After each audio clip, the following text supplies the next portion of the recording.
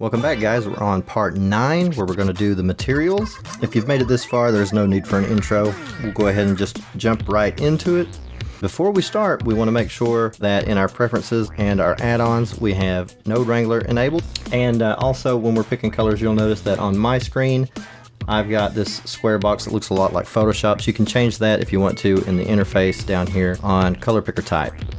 Now, there isn't anything too fancy that we're going to do here. Most of it is just base colors because that's how I normally do my sculpts, is just with normal colors. Not a whole lot of node stuff going on. If we go into viewport shading, up here in the top, let's turn off scene world and scene lights. You can pick whichever one of these default HDRs you like. I like going with this studio one.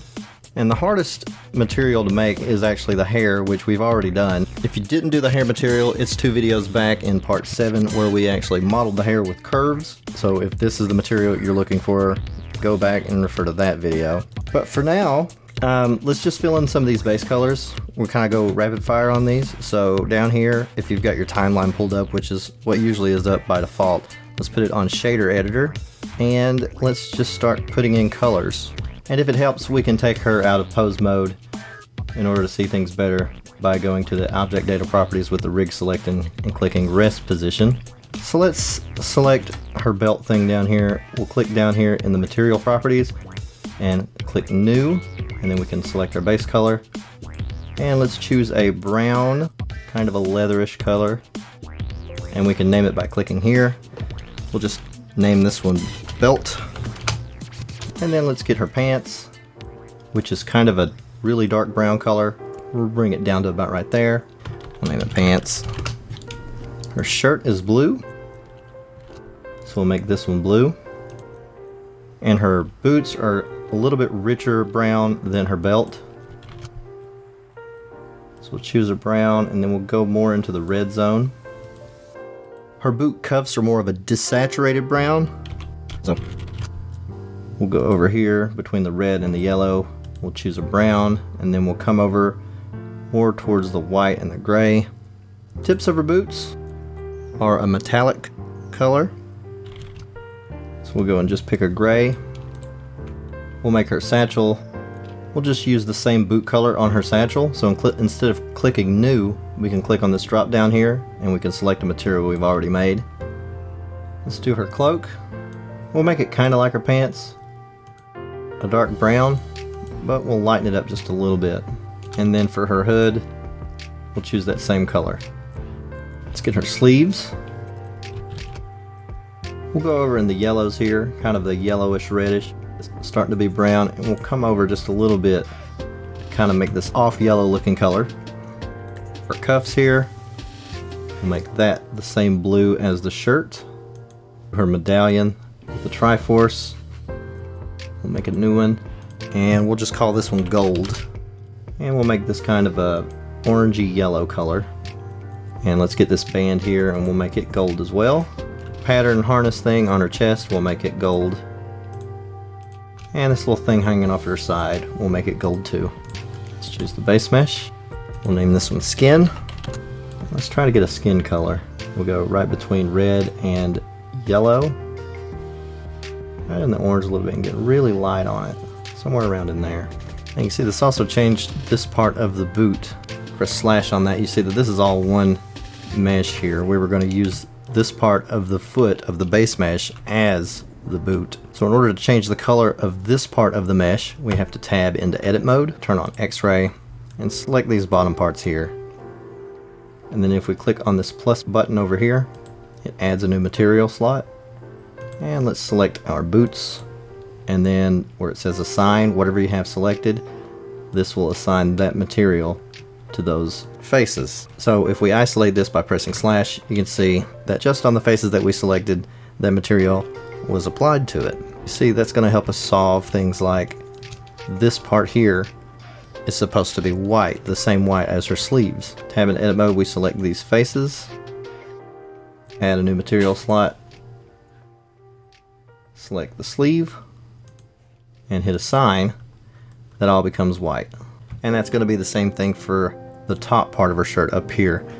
And it'll be easier to see where we can select these verts if we're in pose position, because a lot of these faces are being covered up by this hood.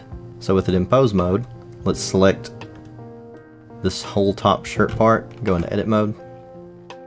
And in order for it to let you be in edit mode while it's still in the pose, over here on the armature you have to have edit mode selected. Otherwise it snaps back like that. So over here in the armature modifier, make sure you have the edit mode display enabled and then on cage enabled. Let's select these faces. Let's assign sleeves. You can see I missed a few faces over here. And then I accidentally overshot and selected these faces. So I have to reselect these. Go back over to the shirt and click assign. Alright, we got our gloves. Let's select those. Let's just make those the same color as her cloak. And then we've got her hair clips. We'll make those the same blue as her shirt. Alright, now we can worry about the trim. You can see it jumped away. That's because the armature doesn't have the edit turned on. Let's grab this loop and then Control plus to grow it because we have the faces coming down here.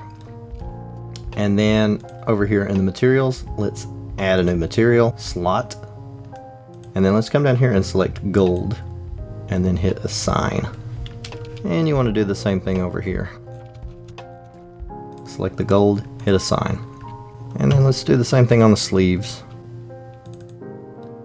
Select this one and this one. Control plus. We'll add a new slot. In the drop down, select gold, hit assign. Up here on the eyelashes, let's just create a new material and we'll just call it black. And we'll make this a solid black. The eyes, new material, we'll make this white in vertex select mode. Control plus until you get however many faces that you want selected. Add a new slot, select the black and hit assign. And then there's our pupils for right now. So the master sword is purple, so let's make a purple color. Kind of a dark deep purple, and we'll use that on all the parts of this master sword.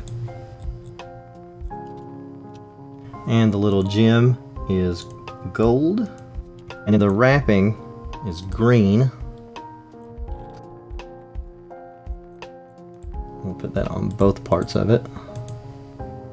The cleaner metallic part, we'll give it a good gray. That goes for this part too.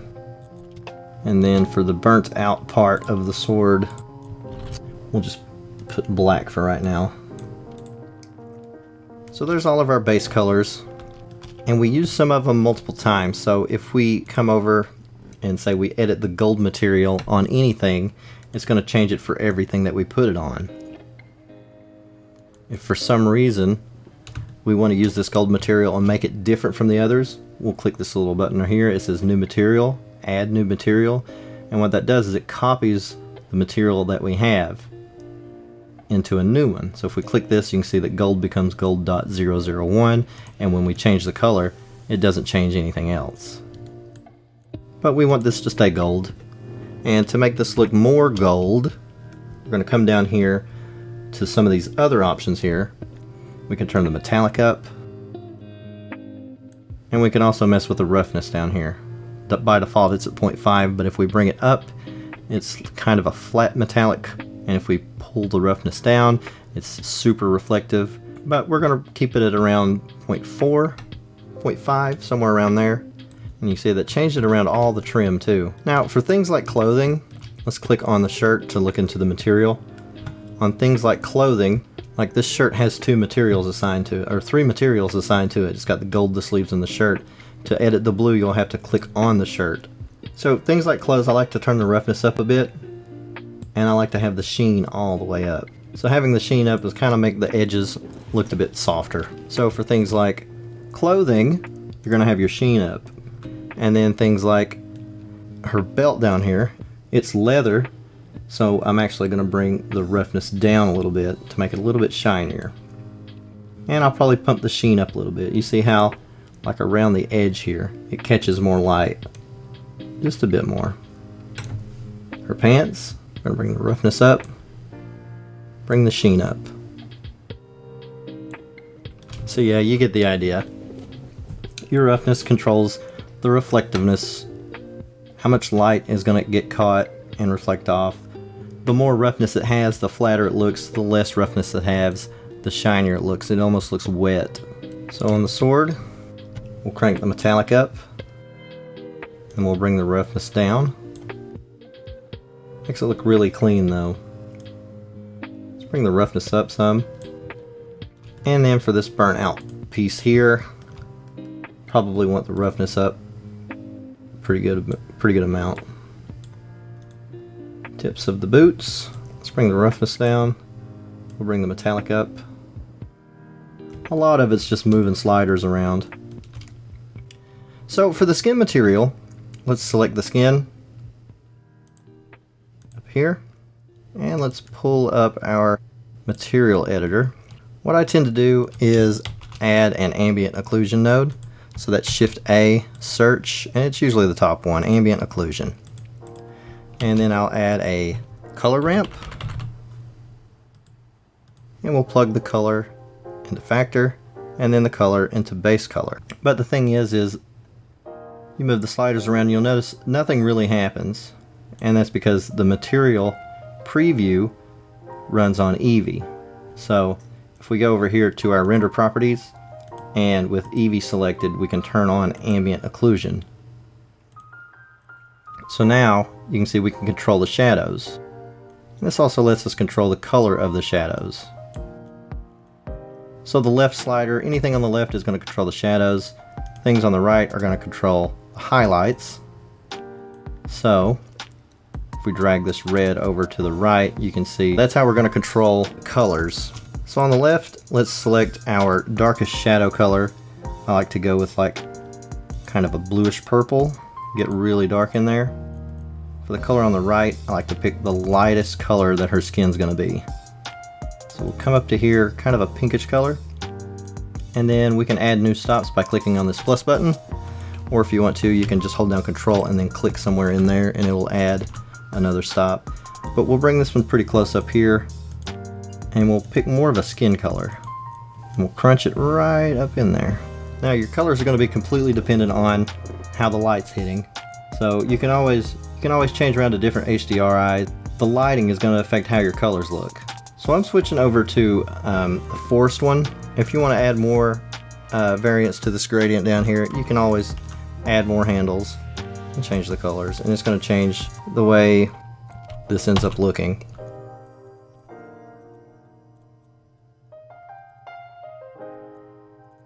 Okay, so we can take the roughness up just a little bit, something like 0.6, and then we'll change the subsurface color to red, and where it says subsurface here, let's put this 0.025. That's going to add a little bit of softness. You can check the different HDRIs to see how the light affects the colors. Okay, so that's basically the skin shader, at least the procedural side of the skin shader. We do want to paint on her face to give her a little bit of makeup, maybe blush the cheeks up and her nose, and color in her lips.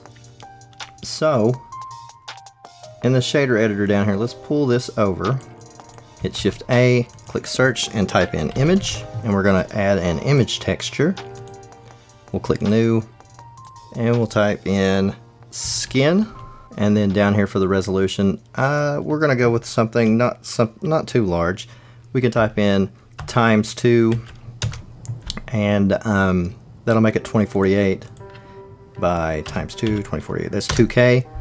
So any editable box that has a number in it, you can do math in it. So if we click 2048 here and we do -48, it's going to be 2000. We want alpha to be on, and under the color here, we want to drag the alpha down. Now we go Shift A, click search, type in mix. Now since I'm on version 3.3, I get a mix RGB. If you're on 3.4, you're going to select mix, and then it'll say float, and then you can click the drop down and then choose color. But if you're in a version that's lower than 3.4, it's mix RGB.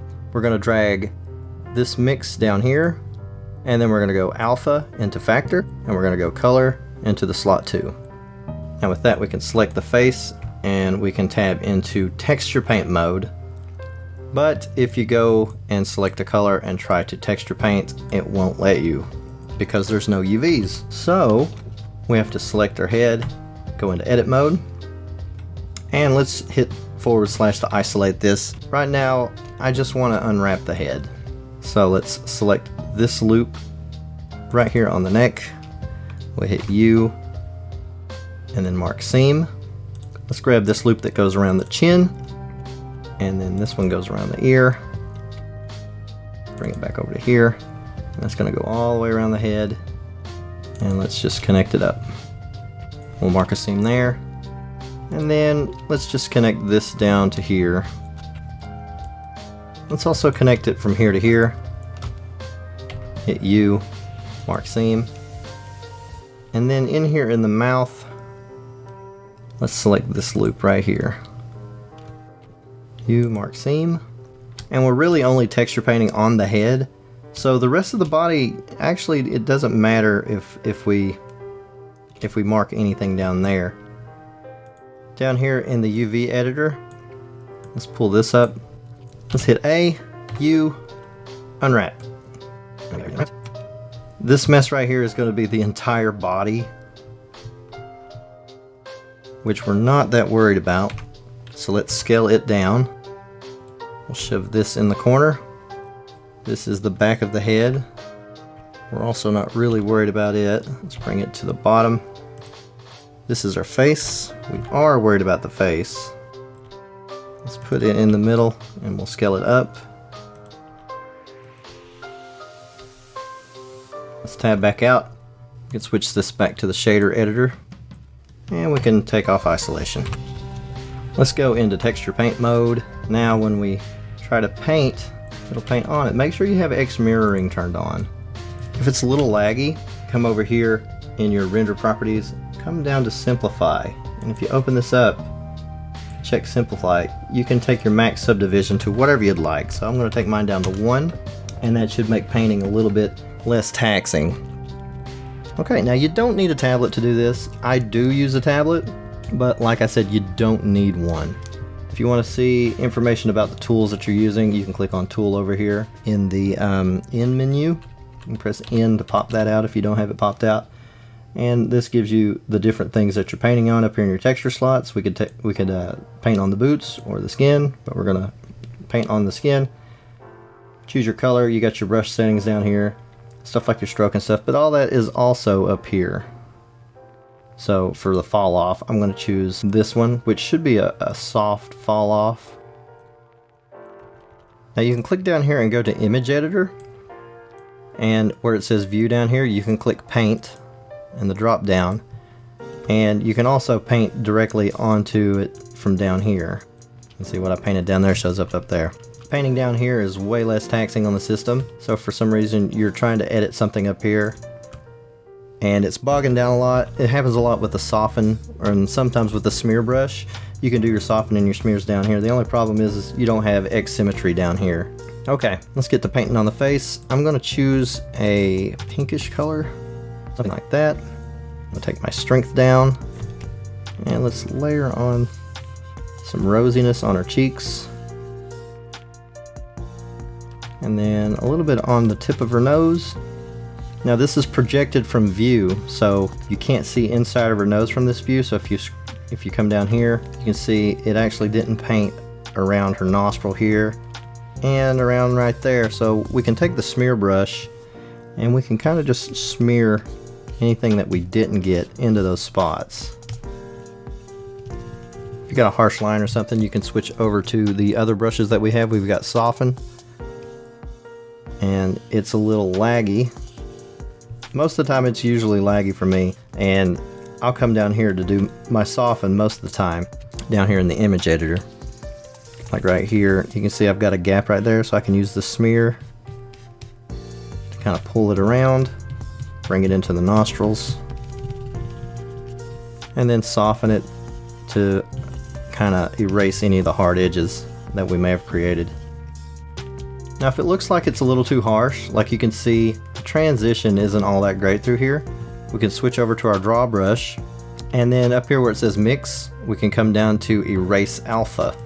It adds the transparency back, and since that's what we're using for masking, it's like erasing. So if I were to just run that over, you see it erases it. It adds the transparency back to the image that we're using to mask. So we can bring the strength way down on this, and then we can kind of go around the edges to soften it up.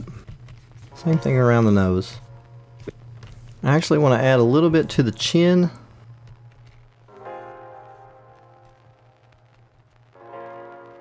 Now for these lips, what I tend to do is I'll go completely all the way up to red. I'll bring my strength all the way up, and I'll just paint it in a real bright red.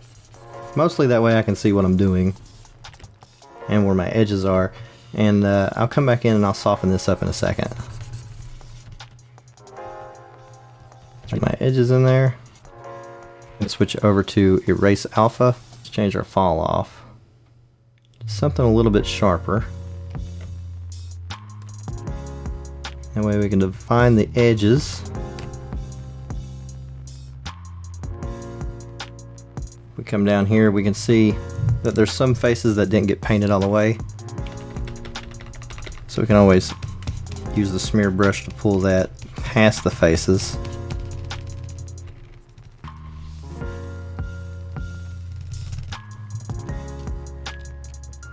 Alright, so to bring this red down a little bit, let's go back to our draw brush. We've got it on erase alpha. Let's bring the strength down, and then we'll run this over top of this. That'll lighten up the lips.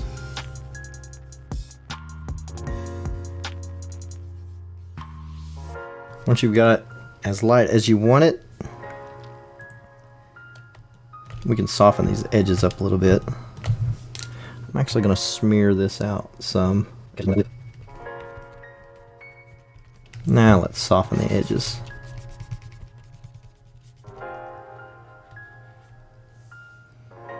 Kind of draw in a little bit more detail, and then we'll soften it back up. Alright, up around the eyes, let's choose something that's close to the skin tone but just a little bit darker.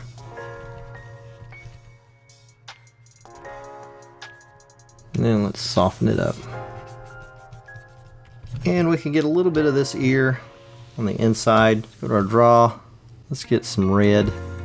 Something that's not too harsh. Keep our strength pretty low.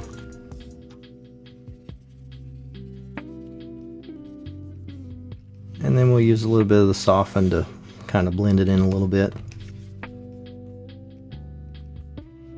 Once you're finished, make sure in the image editor that you save the texture. Otherwise, if you close and come back, then all the painting that you did is not going to be there anymore. So make sure that you do save the texture.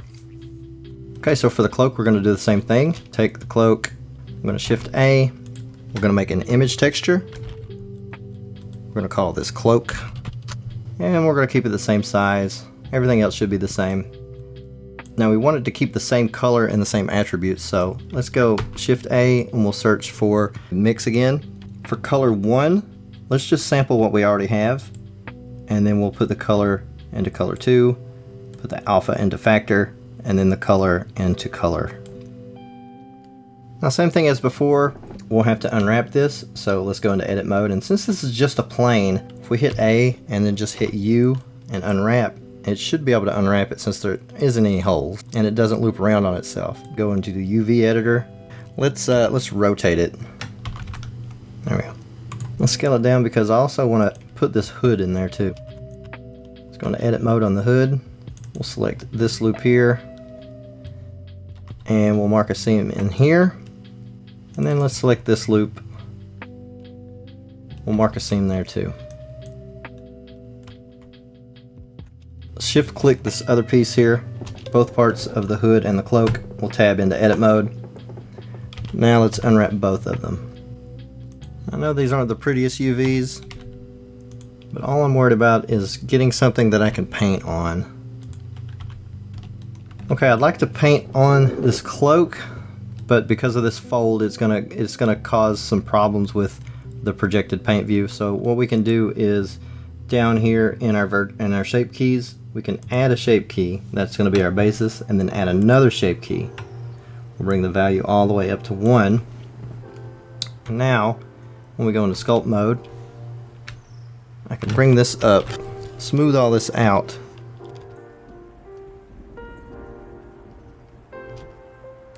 Just enough so I can paint on it with symmetry. So let's go into texture paint mode. We'll go into draw. I'm going to get a light tan color. So now we're just going to do the design that's on the back of her hood, or on her cloak.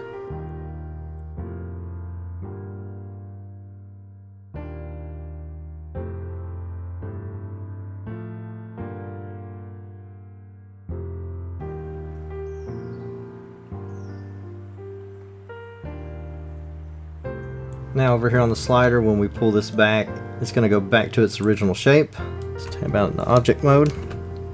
Take the isolation off. Okay, so really for materials, that's about it. Everything else is just sculpted in. So this belt thing here that she has a lot of details in it. So what I would normally do is over here in the modifiers, make sure that you save first, just in case you crash. I would apply the solidify and the subdivision, and then I would add in a multi-res modifier. We'll see how 2 subdivisions do. We'll tab into sculpt mode, and then with the draw sharp brush, start sculpting in the details of the belt.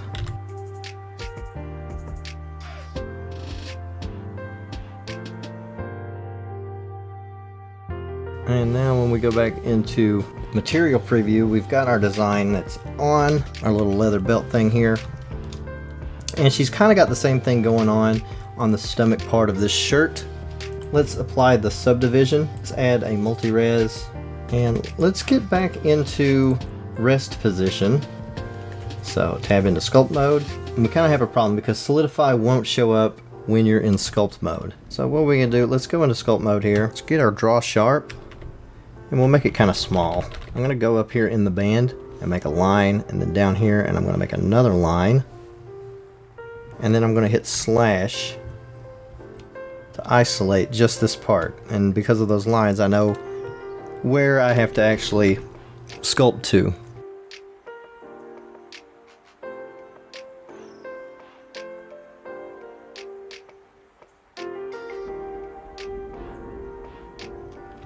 Okay, other than that, the rest of it is going to be pretty well just sculpting in folds.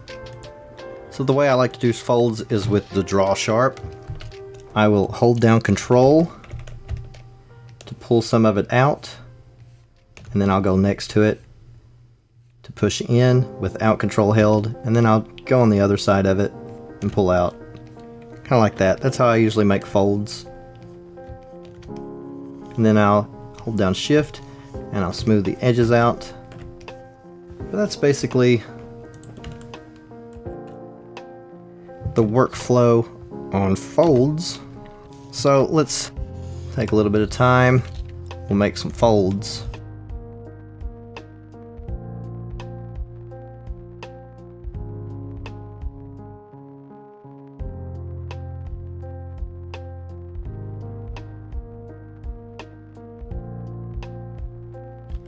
These eyes up here, Zelda has blue eyes, like bluish greenish eyes, kind of like Mako eyes.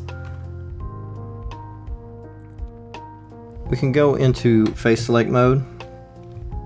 We could probably grab this ring here and change this to a bluish color. That kind of matches her eyes a little bit better.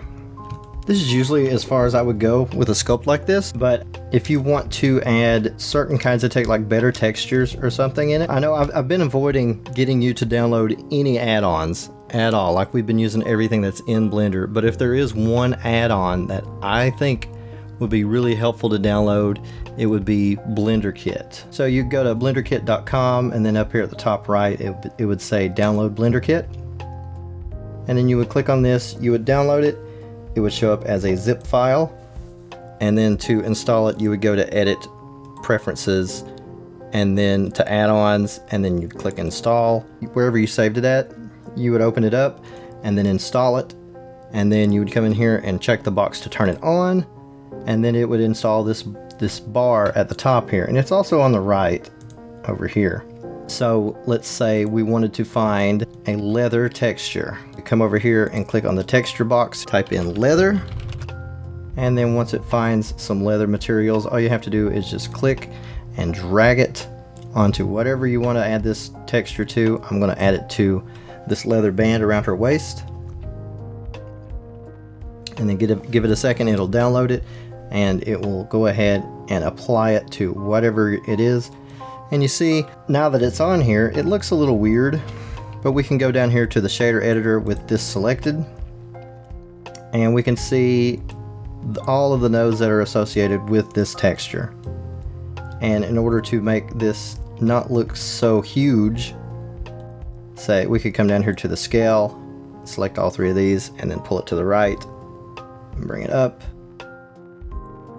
And then our leather belt looks actually like leather. So yeah, you can do this with pretty well anything. If you want to add this extra, if you want to use these textures or something like that, like let's say for her pants, like I like the color and everything, but it would be nice if it had a nice texture. Like I want a normal map for it.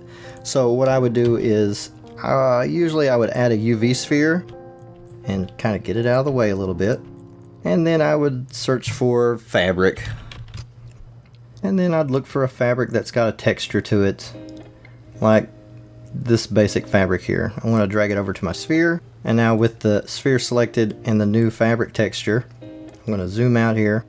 I'm going to look at everything that's connected to this normal map. I'm going to select all of this stuff here. I'm going to right click and copy it, and then I'm going to go into my pants. I'm going to paste all this in here, and then just plug this into the normal.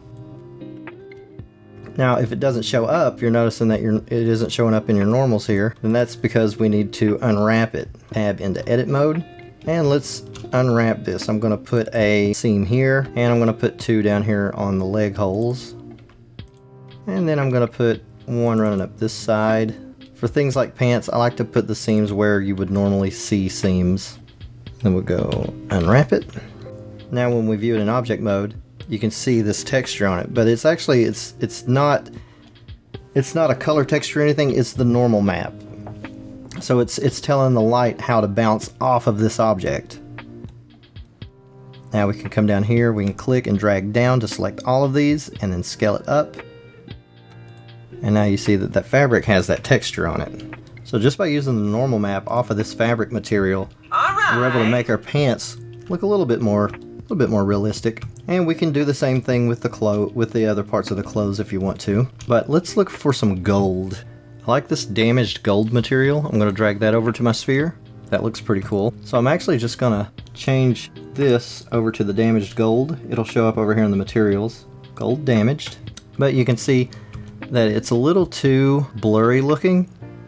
Let's edit the scale. Let's bring the scale up. And I'm actually going to switch out all of my gold pieces.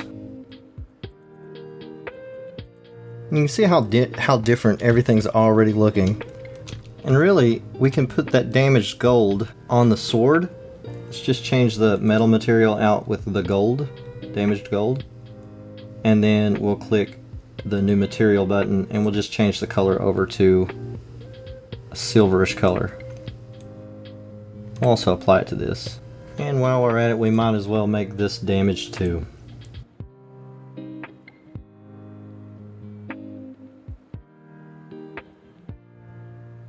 Okay, for this black part, let's just look for burn. See if we can find something that looks burnt. Let's just go with this burn wood here. We'll drag it right on it. That looks pretty cool. Let's pull this up. And it looks like there's nothing that we can use to scale this. So what we can do is we can click on any of these image textures and hit Control-T, and it'll automatically add a mapping and a texture coordinate node. And let's add this vector to the other image textures that control everything else here.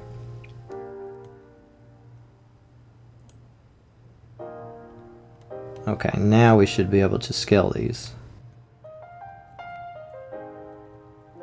Now it looks like a burnt up piece of wood. Alright, I'm going to add this fabric to the rest of this stuff.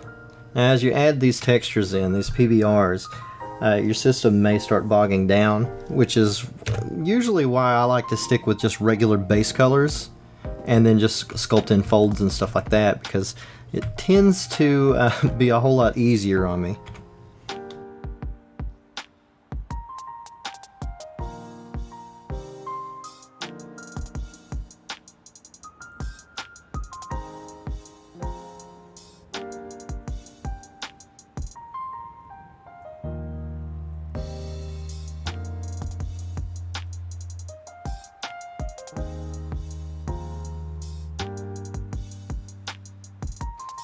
So there we have it.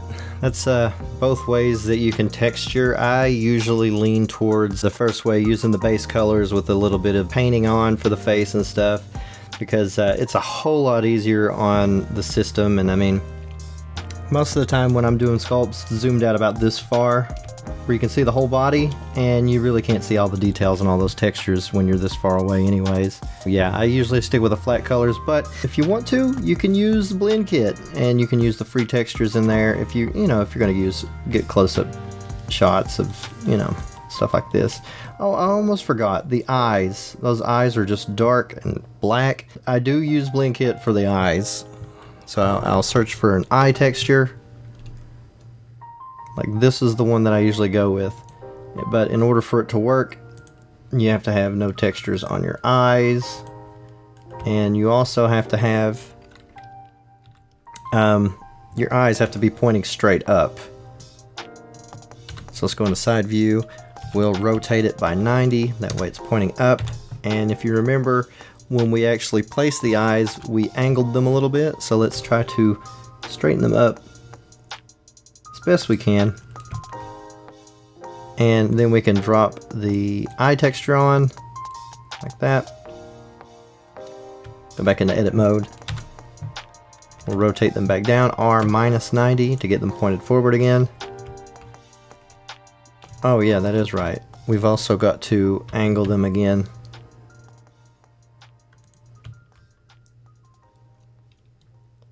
And for this particular eye texture, go down here to your shader editor, and you can, it's got a bunch of color ramps down here to control different things, but we can use these to control the size of the iris. Let's pull some of these sliders away, because what we're wanting to get to is the black. We want to bring the black up because I want big old irises, and then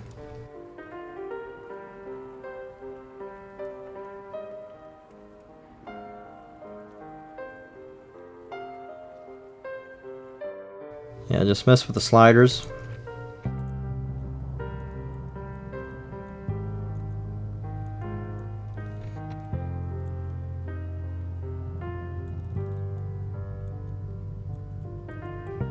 That's about what we want. And if you want to edit the colors, you can do that over here. Her eyes are more of a bluish green, so we'll bring this over a little bit more.